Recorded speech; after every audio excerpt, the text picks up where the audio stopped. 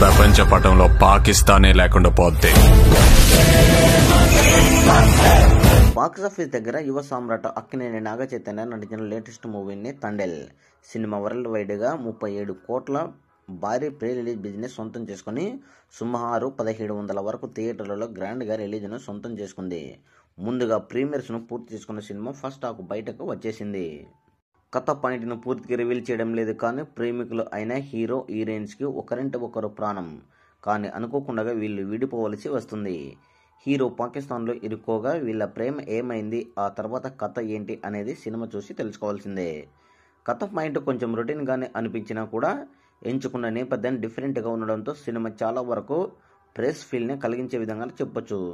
Cinema open అవ్వడం ఆసక్తిగా open అయ్యి తర్వాత హీరో హీరోయిన్స్ లవ్ స్టోరీ ఆసక్తిగా సాగుతుంది.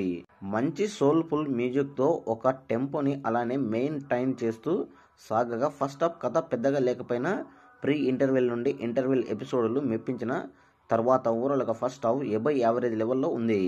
సెకండ్ హాఫ్ కథ సీరియస్ టర్న్ తీసుకున్నా కూడా నాగ చైతన్య సాలిడ్ పర్ఫార్మెన్స్తో ఆకట్టుకుంటూ సాగిన మెలో డ్రామాలో కానీ ఎమోషనల్ సీన్స్ కానీ ఆకట్టుకుని క్లైమాక్స్లో కూడా మెప్పించింది. కానీ కొంచెం డ్రాంగ్ ఎక్కువ అయిన ఫీలింగ్ కలిగినా కూడా ఓవరాల్గా సెకండ్ హాఫ్ యావరేజ్ టు ఎబై యావరేజ్లో అనిపించింది అని చెప్పొచ్చు. మొత్తం మీద సినిమా కూడా ఎబై యావరేజ్ లెవెల్లో అనిపించింది అని తెలుస్తుంది. సెకండ్ హాఫ్లో మెలోడీ డ్రామా ఆడియన్స్కి సరిగ్గా కనెక్ట్ అయితే మటుకు ఫైనల్ రిజల్ట్ చాలా బాగా ఆడే అవకాశం ఎంతైనా ఉంది అని చెప్పొచ్చు. ఓవరాల్గా ప్రీమియర్స్ తర్వాత సినిమాకు ఎబో యావరేజ్ లెవెల్లో రిపోర్ట్లు చెప్తున్నారు.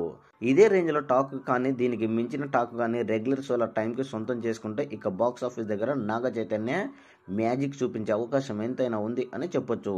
నాగ చైతన్య తండేల్ సినిమా యొక్క రివ్యూ మీ అభిప్రాయాన్ని కామెంట్ సెక్షన్ కూడా తెలియజేయండి.